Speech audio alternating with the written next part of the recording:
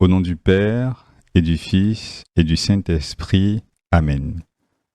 Mon Seigneur et mon Dieu, je crois fermement que tu es ici, que tu me vois et que tu m'entends.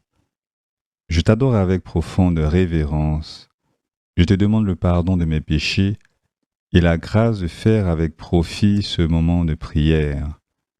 Ma Mère Immaculée, Saint Joseph, mon Père et Seigneur, mon ange gardien, intercédez pour moi. Il y a un sport où les Ivoiriens pourraient être champions du monde, l'art de s'exprimer avec des interjections. Enfin, les spécialistes en langue appellent ça des idéophones. C'est un genre de grognement avec lequel on peut dire des tas de choses sans faire de phrases. Par exemple, en français, ça veut dire je comprends maintenant. Il y a eu une bonne connexion au niveau des neurones de l'intéressé. Et plus la lumière a été forte, plus le son s'allonge. Il y a aussi on exprime l'avertissement ou la menace. En français, ça donne attention, je te vois, gare à toi. Il y a aussi hein.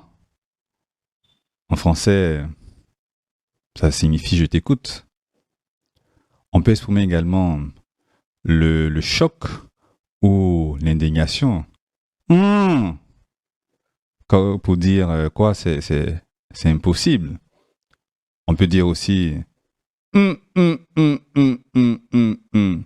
Lorsqu'on compatit à une situation douloureuse que l'on imagine et que l'on ressent en soi. On peut dire aussi tout simplement hum, c'est-à-dire en français, je prends bonne note malgré tout. Il y a aussi le hein. C'est une surprise teintée d'incrédulité devant une action ou une décision que l'on trouve audacieuse. Je t'épargne les gestes qui accompagnent ces interjections et les mimiques du visage qui se renfrognent, qui s'éclairent, qui se plissent ou se referment. Tout ça donne lieu à des conversations surréalistes dans le style uh-huh, uh-huh, uh-huh, Je te raconte tout ça parce qu'un jour, il y a certaines de ces interjections qui ont retenti dans le ciel de Galilée, au moins les sentiments qu'elles expriment en tout cas. Jésus, c'était le jour où tu appelais les 12 apôtres, un à un. J'imagine chacun en train de se détacher de la foule de ses disciples qui se trouvaient en face de toi. Alors Jésus, tu as crié, Simon-Pierre. Quelque part, on a dû entendre. Hein? Pour exprimer de la surprise teintée d'incrédulité, de pessimisme, mais aussi de résignation. En français facile, ça donnerait « Je suis dépassé, je n'aurais pas fait ça, mais je n'y peux rien ».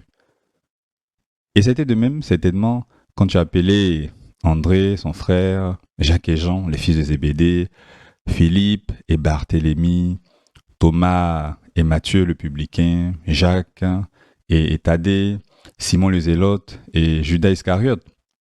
Après ce dernier nom, il y a dû y avoir des « hein ?» C'est-à-dire, lui, c'est pas vrai. Et pourtant, Jésus, c'est ton choix. Ce sont tes chargés de mission, tes envoyés, les apôtres. C'était bien eux. Une drôle de liste de sélectionnés. Une équipe qui a brillé par ses nombreuses défaites. Une équipe qui a perdu contre l'orgueil, contre le manque de foi, contre la haine. Une équipe pourtant que tu n'as pas voulu changer, Seigneur. Saint José-Marie écrivait à propos des apôtres. Ces premiers apôtres, j'ai pour eux une grande dévotion, une grande tendresse, étaient si l'on en juge selon des critères humains, bien peu de choses.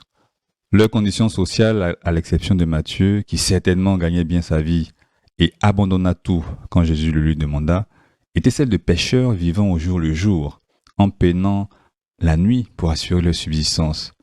Mais peu importe leur condition sociale, ils n'étaient ni cultivés, ni même très intelligents, du moins pour ce qui est des réalités surnaturelles.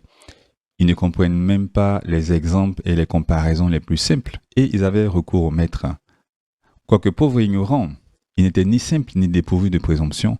Malgré leurs limites, ils étaient ambitieux. Il parle ensuite de leur foi vacillante, de leur charité. Il termine en disant, des hommes ordinaires, avec leurs défauts, leurs faiblesses, plus prodigues de paroles que d'actes. Et pourtant, Jésus les a appelés pour en faire des pêcheurs d'hommes, des co-rédempteurs, des dispensateurs de la grâce de Dieu. Eh bien, merci Jésus pour cette leçon. Elle doit me remplir de confiance. Oui, il ne s'agit pas de se concentrer sur sa propre petitesse, ses propres limites, ses propres faiblesses. Il s'agit de te regarder, de regarder vers toi, Seigneur, et d'être juste un bon instrument entre tes mains. Je sais que tu m'appelles moi aussi à être un apôtre de ce 21e siècle. Tu veux que je parle de toi autour de moi. Tu veux que j'en encourage d'autres à reprendre le chemin de la messe ou le chemin de la confession. Tu attends de moi que j'explique à d'autres tel ou tel aspect de ton enseignement qui n'est pas toujours évident à comprendre. Bref, Jésus, tu m'envoies en mission. À la liste de tes apôtres, tu ajoutes aussi mon nom. Et alors, je peux me dire, hein? Ou bien même aller plus loin pour dire, c'est-à-dire en français, c'est pas possible. Effectivement, avec mes propres forces, ce ne serait pas possible. Mais tu es là, Jésus. Le pape Léon nous a offert une très belle leçon sur ce point. C'était à l'occasion de la fête des apôtres Pierre et Paul, le 29 juin.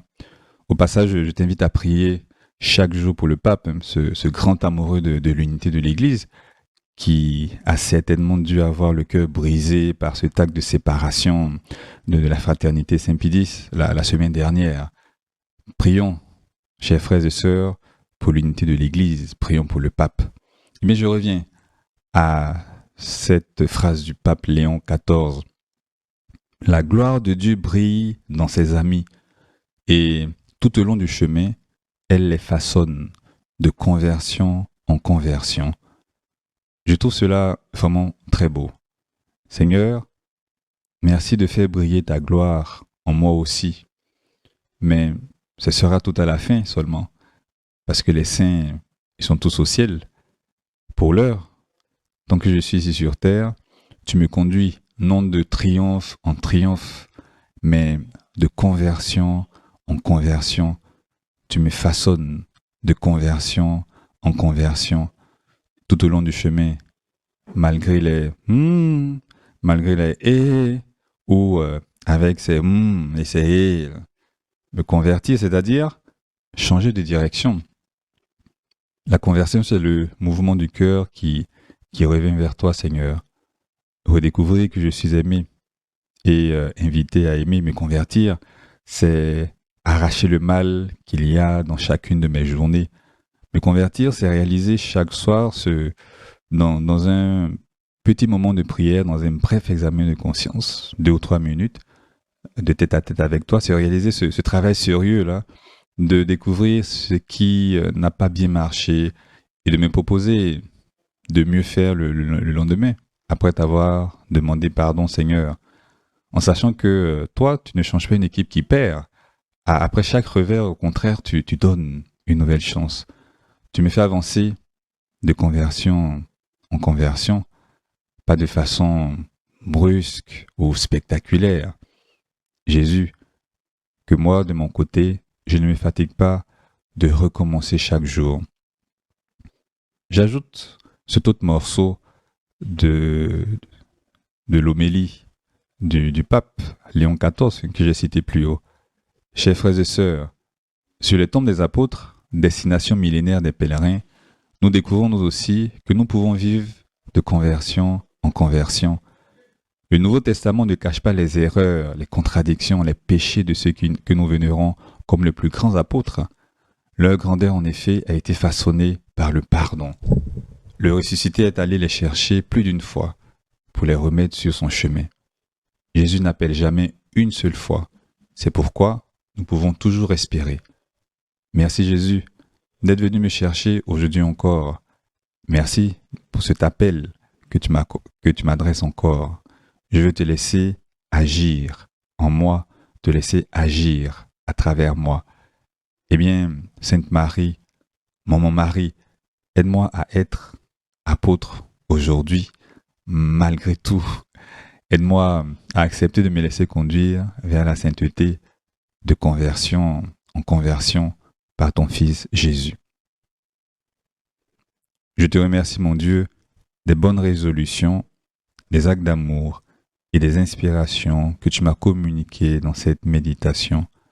Marie, ma Mère Immaculée, Saint Joseph et mon ange gardien, intercédez pour moi.